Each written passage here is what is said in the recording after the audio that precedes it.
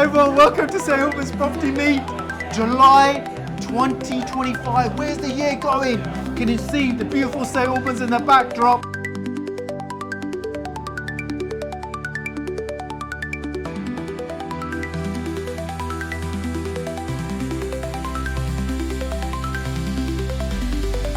And we've got our first guest tonight, guest speaker, Jeroen. Thank you so much. One of the regulars, Jeroen. Everyone knows you're big in construction. Tell us, lay it down. What's happening in the construction world, July 2025? We've got a lot of involvement from the government at the moment. They're coming up with all sorts of things that they want to do. They want to get things on the go. But how much is actually happening? Well, it's one of those, you need to walk before you can run, right? Yeah. At the moment, they're announcing an awful lot of running matches and they haven't even got any walking shoes. Let's cut straight into it. I think you put a nutshell there, but Angela Rayner, you were mentioning earlier, yes, is saying about this 1.5 million over 5 years. Yes. That's 1.5 million houses. And let's get all this stuff out the ground and whatever, but an average planning department in your council office will literally only get enough budget to recruit one single person. I've seen screenshots on blogs and on chat rooms where people are basically saying, this is basically, when you log into your building control portal, it literally says, oh sorry, we're a bit understaffed, can you please make sure you take all the relevant pictures and basically submit it to us, and we'll take it as if you are compliant, because they haven't got the time, they haven't got the staff to actually come to site to actually check your full compliance. So it's noticing there's still barriers, so they haven't reduced the barriers to construct. No, because you still have, you know, they are now changing around. There is about 100 high-level buildings in the UK that have already been given planning permission, for instance, under the new high-rise, the second staircase stuff that Michael Gove came out with. But it needs to be signed off by yet another authority.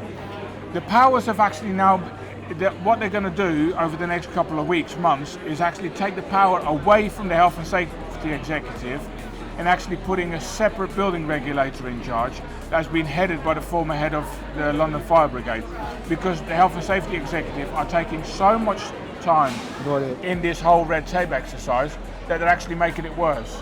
What the feel are you getting when it's coming to people coming to you do projects, right? Yep. What's their number one, for the audience, number one concern? Is it planning?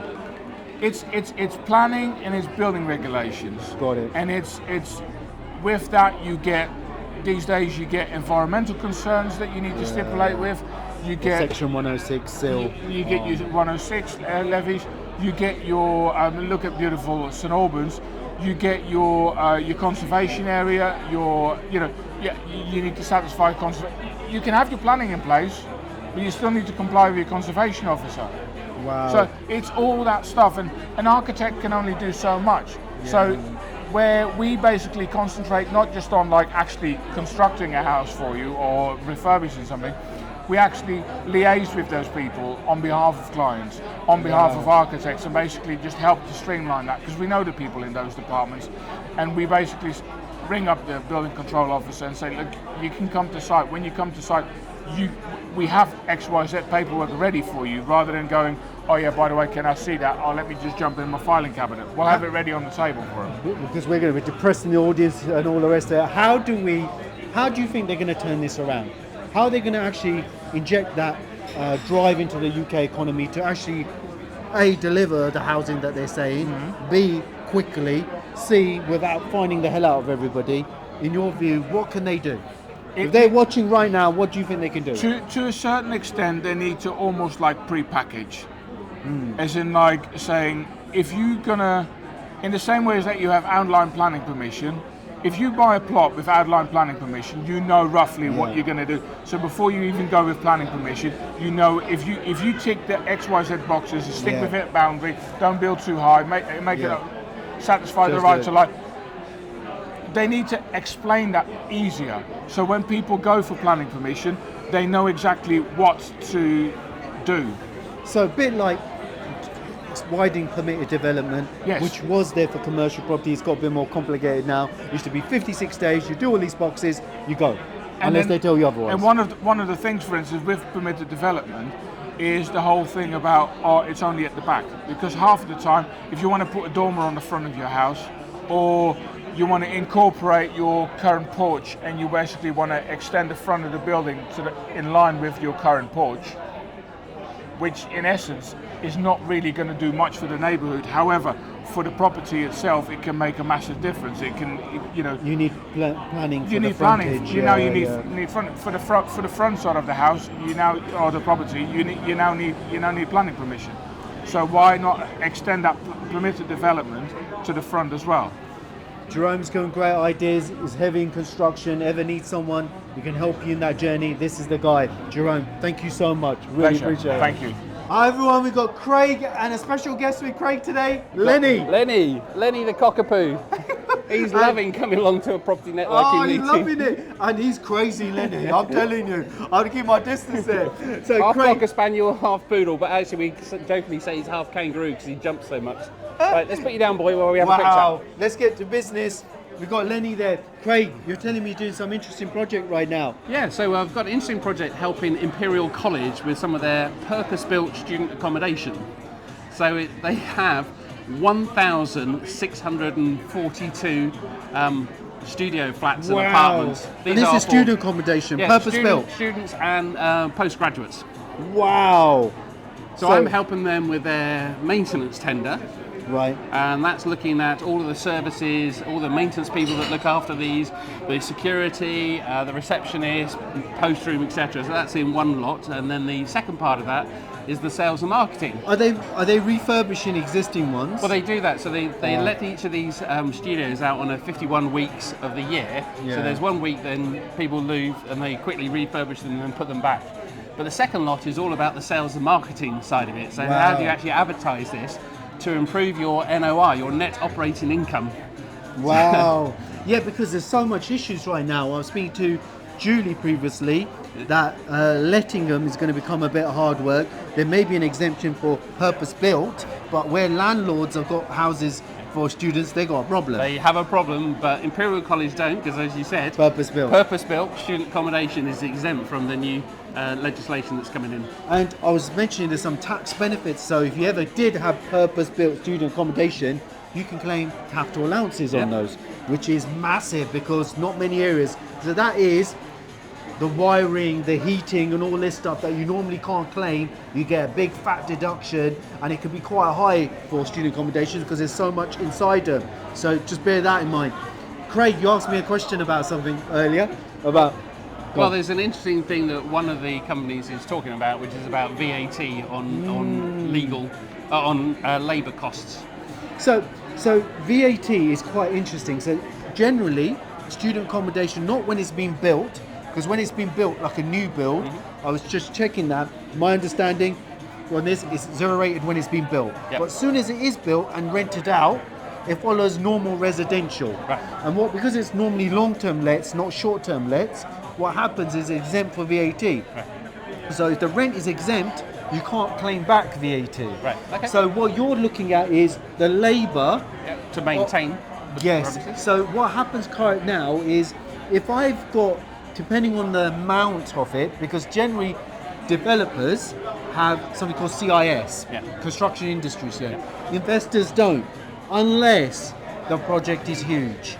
And if they are under the construction scheme, right, then that's one impact for, depending on what structure they got, let's say it's in a company, they can then have the construction industry scheme is affected, right? So that's one thing. VAT specifically is when they invoice you, right, generally you have to, you have something called the domestic reverse charge. Right. What it means is basically they don't charge VAT because it's zero rated in effect. So what you're thinking about is for the labour element, right, is because it's domestic reverse charge, there is no VAT. Right, got it. So I think that is probably what you're thinking The about. other advantage of student accommodation is council tax. Okay. Because I don't believe if you're doing student accommodation, you have to pay council tax. I would have to check that. I would have thought it would be subject to potential business rates, no? Well, that's the devil in the detail. That's why I come to talk to experts like you. Yeah, but council tax and business rates is slightly different. Isn't normally what an accountant tax advisor looks at, because it's slightly different. But it's something worth looking at because it does vary.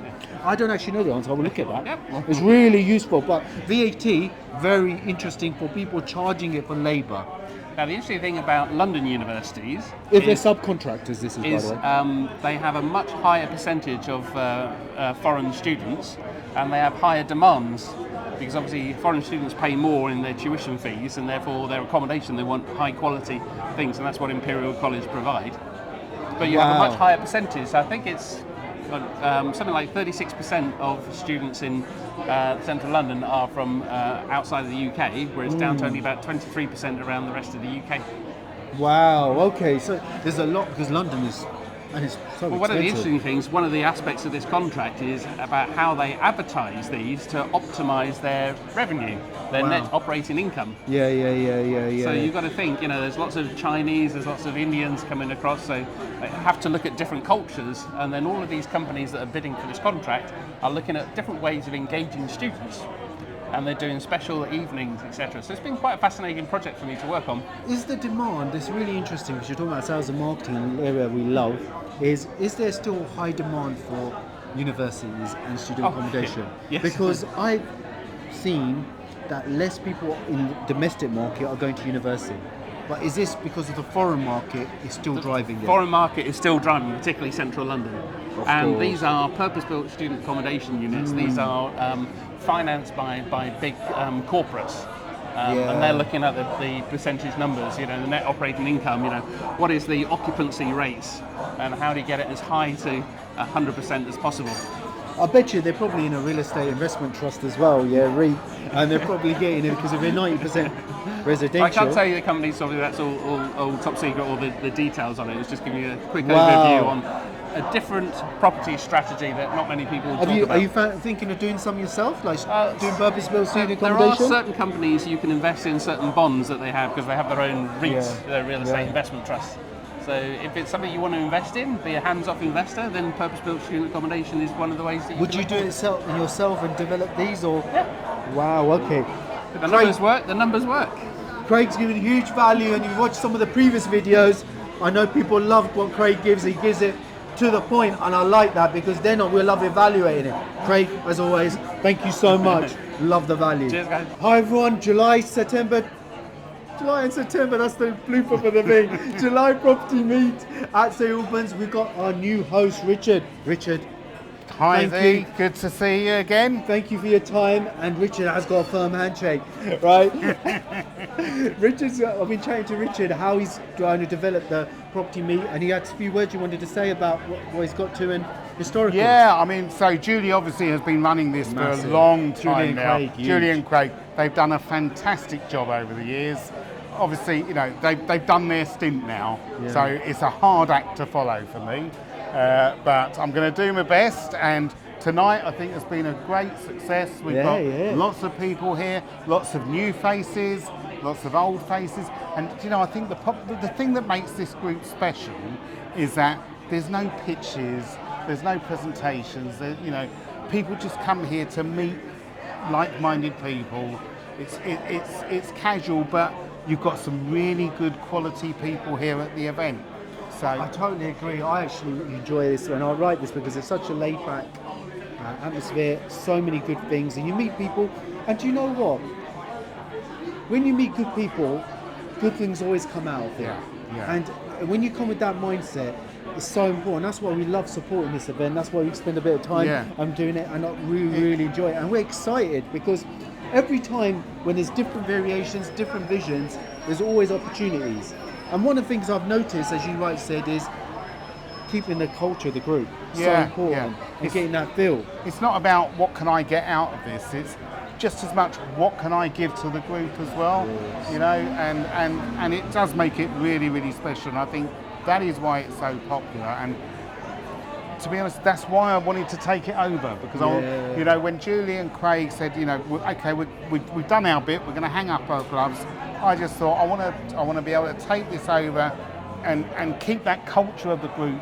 intact. I think also, when I've been speaking to you, also your knowledge of property, because when you're doing an event like events, especially property events with property entrepreneurs coming along, having that knowledge, you can help so many other people, because it's all about the introductions and connecting people. Yeah. That's the whole point of these events. So it's really good, and obviously Richard knows property quite well. You might have heard some of the stuff, or if you know him yourself, right? And this is the difference maker. So it's making sure we keep that, and then try to push it and take it in which your visions that you've got going forward. Totally Exciting times. If you want to visit, this is the man to contact. We'll tag him in, drop him a DM. He can get you onto the WhatsApp group that we have for St Albans Property Meet, and you see a few posts I share. And we also have Property Spice Network as well. Wow. Which is that is the third Monday of every month. That again is local here in St Albans. Everybody loves a curry. Yeah. So again, it's informal. It's a curry. It's a great deal. Great food around the table, having a chat, and you know. For the audience, what, if you had number one thing, what would someone get out coming to the St Albans Property Meet? Do you know? I think the number one thing is actually not what am I going to get out of it. What can I contribute? Make new friends, like-minded people that are not necessarily looking to get something out of it.